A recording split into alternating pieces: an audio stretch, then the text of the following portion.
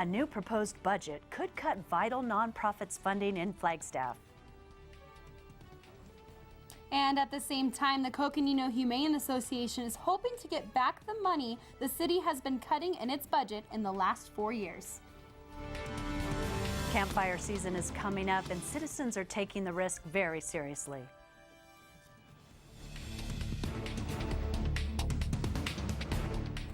Good evening and welcome to NAZ Today. I'm community anchor Bonnie Stevens. And I'm student anchor Colleen Sikora. Thanks for joining us. APS customers in the Flagstaff area may have been affected by a power outage on Monday.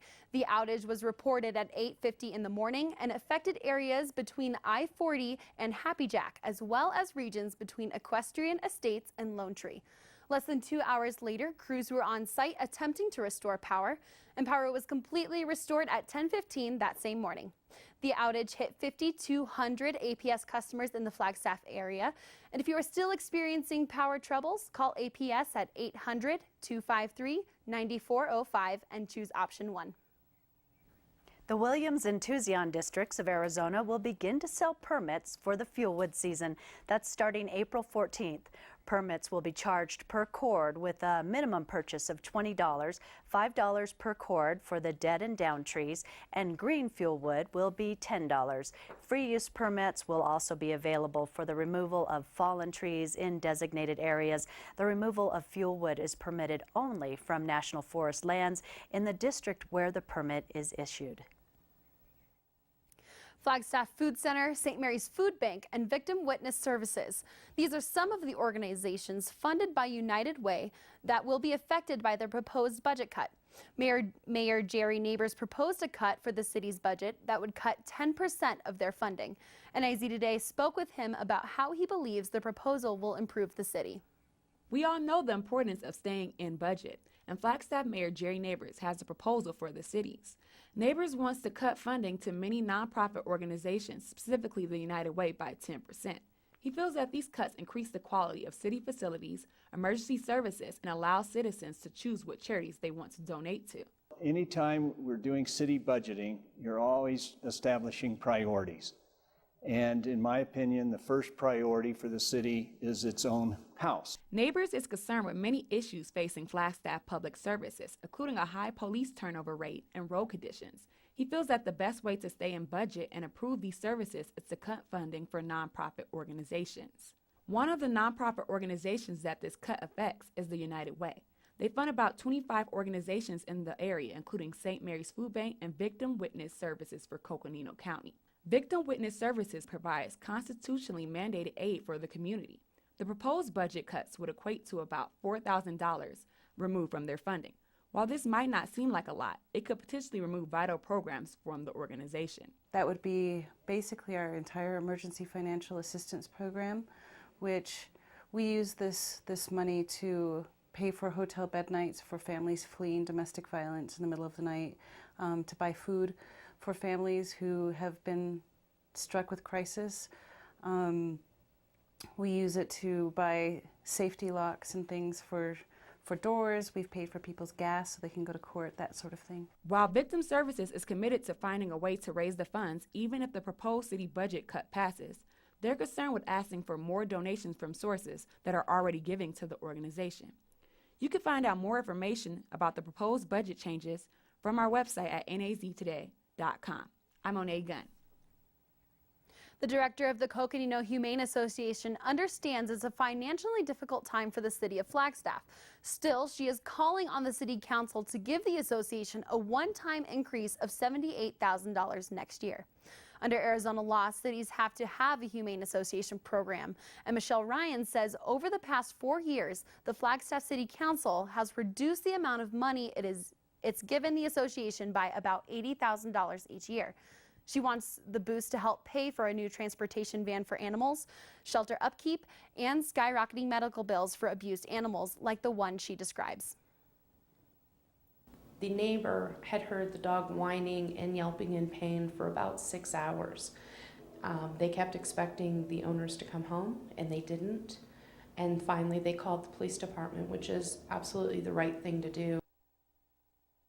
lead the council to boost the agency's funding to a total of $240,000, bringing it back to the amount it needs. She insists if the city council doesn't boost the association funding, she may have to change how or if her crew can offer services. Worst case scenario is we would not allow any city animals to enter our facility, and the city of Flagstaff would have to find another sheltering source. Ryan says she also hopes it doesn't come to more animals being euthanized. A no vote is expected Tuesday. Northern Arizona Forest Service managers have begun holding weekly conference calls. One topic comes up regularly, and that's the risk of fire danger. Some citizens think the Forest Service hasn't done enough and continue to argue for an earlier ban on campfires. Luann Meek lives at the edge of the forest in the shadow of the San Francisco peaks. So far, she and her property have survived 3 wildfire threats. She thinks of the risk every day as she rakes pine needles on her 2.5 acres. I think of all the effort I'm going to protect my home from fire. Meek took that message to city and county officials. Her organization, Campfires Limited, formed after the Schultz fire burned 15,000 acres in 2010. She wants support in convincing the Forest Service to impose an earlier campfire ban to begin May 1st and last through July 15th. Flagstaff Mayor Jerry Neighbors had this response. We realize that a ban on campfires perhaps discourages camping, discourages some tourists, perhaps they go somewhere else. We have to trade that off with the fire risk. And the fire risk, unfortunately, trumps most everything. 2 years ago, the group petitioned unsuccessfully to the Forest Service to impose an earlier ban. She remains cautiously hopeful that local government can convince the Forest Service that their constituents feel threatened by these dry conditions. I live adjacent to the forest. I love the forest. I've spent considerable amount of time in our forested areas, and I look up at the bare mountainside from the Schultz fire, and I don't want that to ever happen again. In the meantime, Meek is urging the Forest Service to create a system of online permitting for those who wish to build a campfire and supply them with information on how to put a fire out safely. Kimberly Kraft, NAZ Today.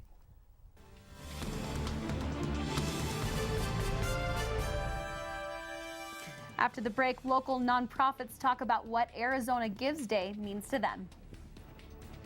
And how exercising daily while you're young can help you in your later years. Stay with us.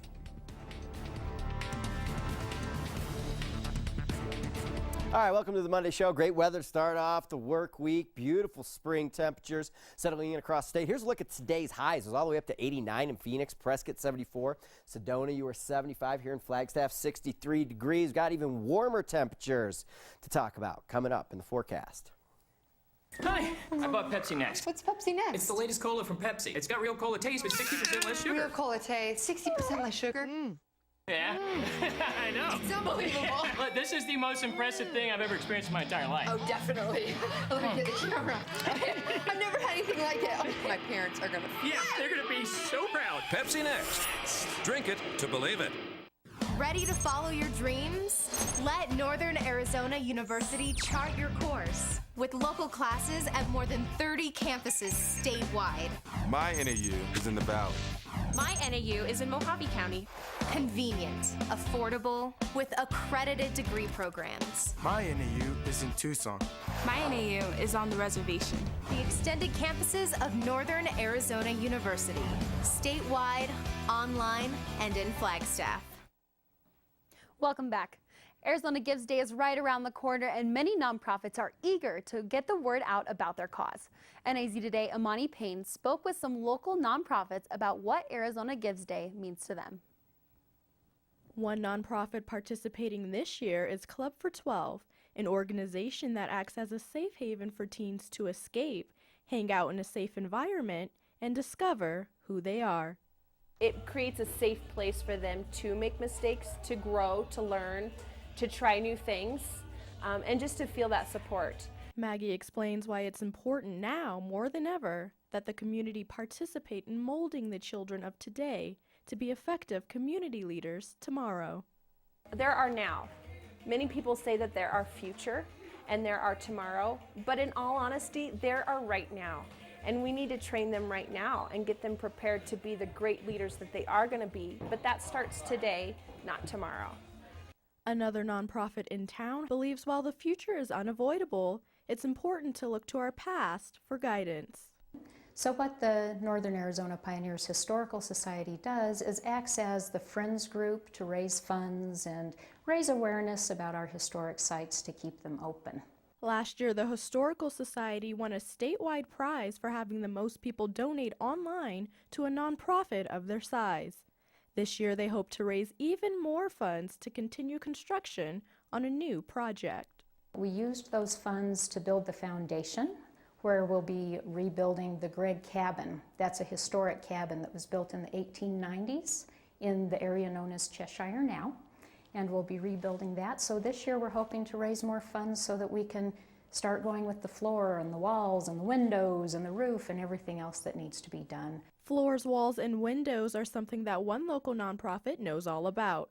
Habitat for Humanity of Northern Arizona strives to keep a roof over the head of those in need, but require community support to ensure that no one gets left behind. Our hope is that we can raise enough just to build a house a year. Just that enough is some impact rather than nothing. According to Wolverton, the most meaningful idea to take away from the day is support. What's so important about Arizona Gives Day is that it facilitates the need for each individual in this community to support an organization that they choose to support. It doesn't matter who it is. The message is support. These are 3 of 68 local nonprofits participating this year, so log on to azgives.org to check them all out because there's truly a little something for everyone. Imani Payne, NAZ Today. Okay, we've said it before, we'll say it again, exercise is good for you. In fact, a recent study found that staying fit when you're young and keeping active throughout your life can keep your mind sharp and make you a smarter senior. But that doesn't mean you have to hit the gym 24/7. There are plenty of activities you can do anywhere to keep fit and stay healthy. Here's Alexa Vagnazzi with today's Health Minute. Life can feel like a marathon, but you don't need to run one to stay in shape. Physical fitness experts say walking, riding a bike, even a weekly Zumba class can keep you feeling your best. According to the Centers for Disease Control and Prevention, the average person should try to get in at least 150 minutes of exercise a week. And even 10 minutes at a time is fine. Sure, it sounds like a lot, but if you add it up, it only comes to 2.5 hours a week. If you break up your routine in 10, 20, or 30-minute increments, the effects of physical activity will pay off. Best way to stay active is to engage in moderate or vigorous exercise. Add a little strength training, 2 or more days a week, and your muscles and bones will thank you. And don't think that walking isn't an activity. A brisk stroll for a half hour or more can do wonders for the body. The best thing, there's no need for fancy shoes or a gym membership. So get up, get out, and get moving. For today's Health Minute, I'm Alexa Vagnazzi.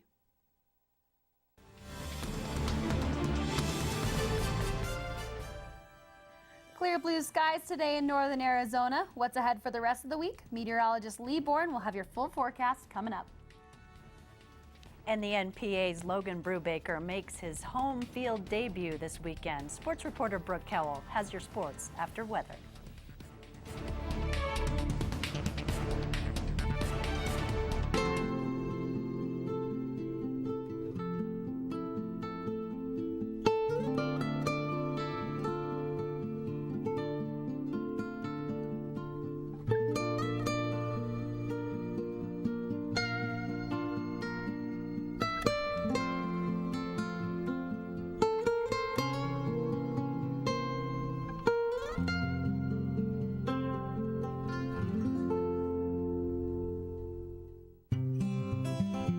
NFC, AFC, offensive linemen, defensive tackles, quarterbacks, and cornerbacks are all living united to ensure the academic success of millions of kids in our communities all the way to graduation day. But that won't happen without you. So take the pledge at unitedway.org. Make a difference in the life of a child. Suit up like your favorite NFL players and become a volunteer reader, tutor, or mentor with United Way. Tonight's NAZ Today weather is brought to you in part by Terry Markson Chevrolet Cadillac in Flagstaff. I already knew that I was going to go to college, from a young age. I definitely want to major in political science, become the mayor or something, make the situation better for other people. My name is Justin, and I am your dividend.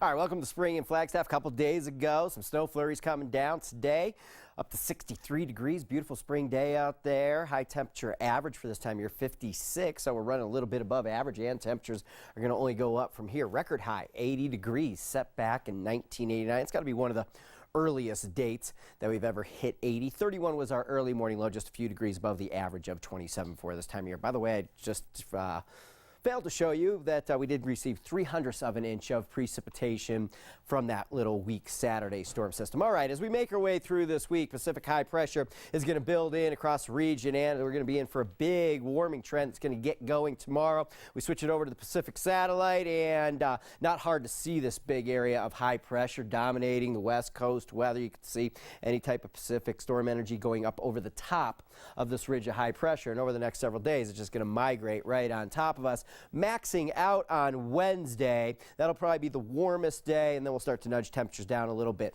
Along with some warm temperatures, some of this high cloud cover that's just starting to develop out here in the subtropical Pacific is going to occasionally move through, particularly on Wednesday, Thursday, and Friday, where we're partly to mostly cloudy with high clouds, but still a very warm air mass coming in out of the southwest. Okay, currently outside here at Northern Arizona University at 61 degrees, clear skies, winds out of the east at 6 miles per hour. Very dry, dew point down, or relative humidity, what was that, 14%. Overnight tonight, we'll go at 26 degrees, clear skies, and calm winds. For tomorrow, mostly sunny, just some thin high clouds, and going with the warmest day yet of 2014, barely beating out Valentine's Day, which is pretty weird. February 14th, it was 66 degrees here in Flagstaff. So if we get to the 67 tomorrow, it'll be the warmest day of the calendar year, and temperatures are going to continue to go up here as we get into midweek, and we'll be warm all the way through the work week. Sedona 79 for your Tuesday, Prescott 77. Look, Phoenix into the 90s now. Payson 77, Winslow 78, and Tuba City 73. Remains to be seen whether we're going to hit our first 70 of the year midweek. That's what I'm forecasting. Always great to get that first 70-degree temperature here in Flagstaff. Wednesday, as I mentioned, I think some thick high cloud cover rolls through, and then we're in occasional cloud cover as we make our way through the rest of the week, with temperatures remaining quite warm. We get into Saturday, and I'm bringing in a slight chance of some light rain showers here in Flagstaff. And for you down in Sedona, the warming trend gets you guys into the 80s right through the middle of the week. So a great week. Get outside and enjoy spring. 70 degrees here, 80 degrees in Sedona. Can't beat that. Yeah, it's pretty perfect. Thanks, Lee. Lou, we had some beautiful weather coming up this week. So how did that affect our sports this weekend, Brooke? Well, Lee said spring fever in his forecast, and which also means baseball season. I'll tell you all about it coming up. Hi, I'm Terry Markson. As seasons change, so does the inventory at Terry Markson Chevrolet Cadillac. But before we make room for the 2014 Cadillacs, we've still got a huge selection of brand new 2013s to choose from. Models like the powerful CTS, the ATS voted 2013 Car of the Year, the popular SRX crossover, and Cadillac's crown jewel, the Escalade. You can always count on our same relaxed, no pressure environment. Terry Markson Chevrolet Cadillac, real hometown value. Good morning, KJAC listeners. It's 68 degrees currently, so be sure to put on a coat for your morning commute. Traffic is light, so enjoy your drive to wherever the road is taking you this morning.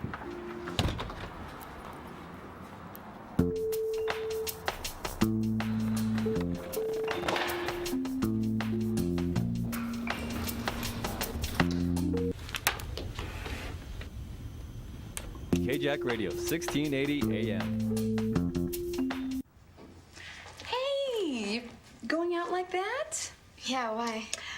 Well, what would the neighbors think? I see you! Come look at Mr. Feather! Look what I have. Mr. Bird, remember? Bark, bark, bark! We're just playing! We're just playing on trying to get you out of here! even still. You don't have to be perfect to be a perfect parent. There are thousands of teens in foster care who don't need perfection. They need you.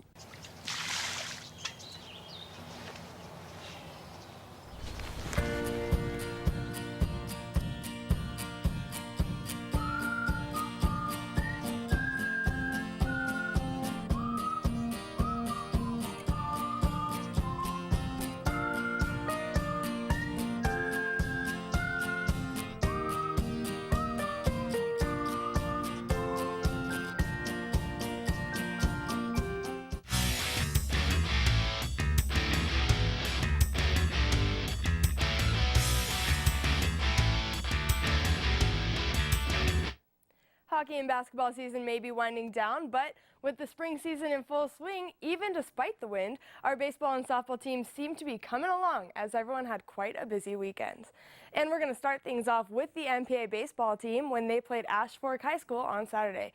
Freshman pitcher Logan Brubaker made his home game debut this Saturday. After his first pitch ending up in left field with an Ash Fork double, Brubaker didn't let it get in his head. NPA helped Logan by putting up runs, ultimately finishing the game in 6 innings, where they grabbed their 10th run off a line drive, getting them the 10-0 win. The Spartans have a few days off before playing again at home on Thursday. Switching over to softball, the Northland Prep Spartans also played Ash Fork this weekend, and for their second game in a row, the game only went 5 innings. Megan Netherton pitched all 5 for the Spartans, striking out 10 batters and having no weight on her shoulders as NPA scored 11 runs in just the first inning, and then adding another 12 throughout the game. The 23-1 win gives the Spartans a 6-2 record this season, 3-0 in league play before taking on Scottsdale Christian Academy tonight, and that game started at 6.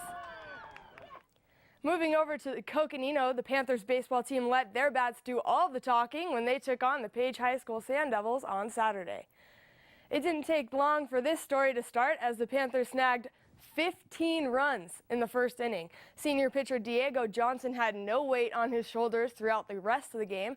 Seniors Brian Chapin, Jordan Lopez, and Wes Cody all finished just the first inning, going 2 for 2. The Panthers finished the game with 15 hits, getting the 16-6 win. Heading west over to the Flagstaff boys baseball team as they had their first pitch at 3:30 against Cactus Shadows. It was an intense game as Cactus Shadows was up 4-1 after 5 innings, but the Eagles came back and kept Cactus at 4 when they pulled ahead, winning 7-4. Over to the ladies, the Flagstaff softball team had a pretty crazy game on Saturday against Queen Creek. And with it being pretty quiet up until the third, Queen Creek was looking like they were going to take the lead when they were at bat and started a hitting party, getting them the first 2 runs and also taking the lead at 2-0.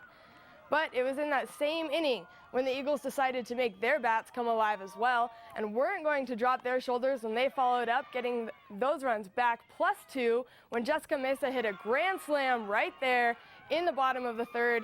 Each team only picked up 1 more run each, and Flagstaff finished the game winning 5-3, giving the Eagles a 4-2 home record. Keeping it on the diamond, but moving up to the pros, your Arizona Diamondbacks finished up their 3-game series against the Colorado Rockies last night, and all I can say is, it's about time. And let's start things in the third with no score yet. Goldschmidt up with a hitter's count and runners on first and second, and it goes under the glove of Arenado, giving the Backs a 2-run lead. 4th inning, but hold on, is that the pitcher? Miley hits it hard in the ground between the 3 and 4 hole, and he will get himself an RBI single as Ewings makes it in easy, 3-0 D-backs. But uh-oh, it's Trumbo, so hold on folks, because we aren't done yet. Runner on first in the 5th inning, it's back, bye-bye. Trumbo with a 2-run homer. The Rockies got a few back, but it wasn't enough as the D-backs won 5-3. And switching over to the court, men's college basketball will be officially over tonight as the final March Madness game started at 6:10. So I don't know about you guys, but my bracket did not turn out as well as I thought it would. I had Florida versus Baylor for my final 2, with Florida going all the way like I'm sure many other people did. But in the final, we have number 7 ranked Connecticut from the East and number 8 ranked Kentucky from the Midwest. And I checked the score right before I came on, and Connecticut was 2-0. Of course, that game just started, so tune on after the show and watch that. Keeping it on the court, I know we have been talking about the Suns trying to make playoffs, and they are now officially ahead of Memphis by 1 full game. The Suns took on Oklahoma City last night, and let's just start in the fourth. Suns up 101-97, but Thunder with the ball, and Russell will bounce it around a little bit before taking his step back and sinking the three, making it a 1-point game. Dragic with the ball, looking shaky, but he recovers, and he'll toss it out to Tucker. And it's nothing but a three-point party as he gets it in. 108 all this time as Kevin Durant preheats and hits the fadeaway baseline jumper, and the Thunder takes a 2-point lead. Thanks, Durant. Just over 2 minutes left in the fourth. Suns down by 1. Markieff Morris loses control, but he gets it back and drives it in. Suns go on to win the game, 115-122. You know, Great win. Yeah, I'm happy to hear about the Suns, but I'm really excited about the Diamondbacks. But we will be right back after this. I was an ordinary guy, but I switched to Suddenlink's new internet. And now I can't stop being awesome, because it's the fastest in town. Downloads, uploads, any kind of load. Everything just flows. At speeds 13 times faster than phone company DSL. Even when the whole family is online, there's no buffering. With DSL, we were suffering. Yep, anything the phone company can do, I can do faster. Now that I have the next big thing from Suddenlink. Now that I have a house full of easy. 2 outs with a runner on first base. Now the big guy comes up to bat, hitting .342 with 92 RBIs and 36 home runs. Number 50,000 is back.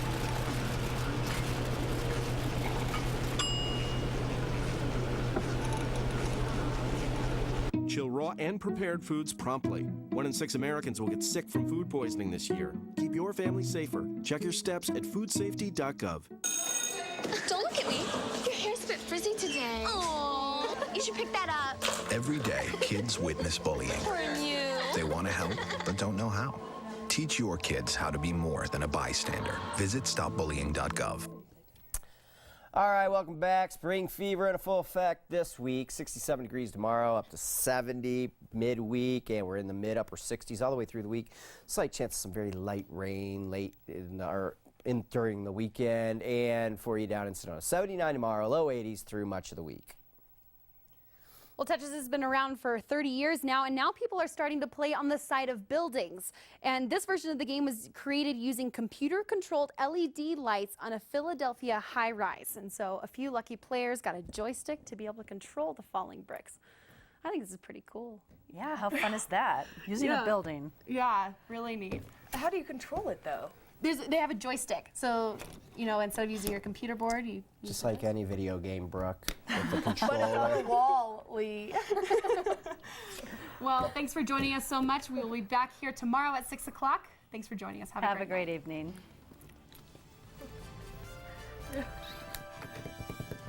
I love Ted.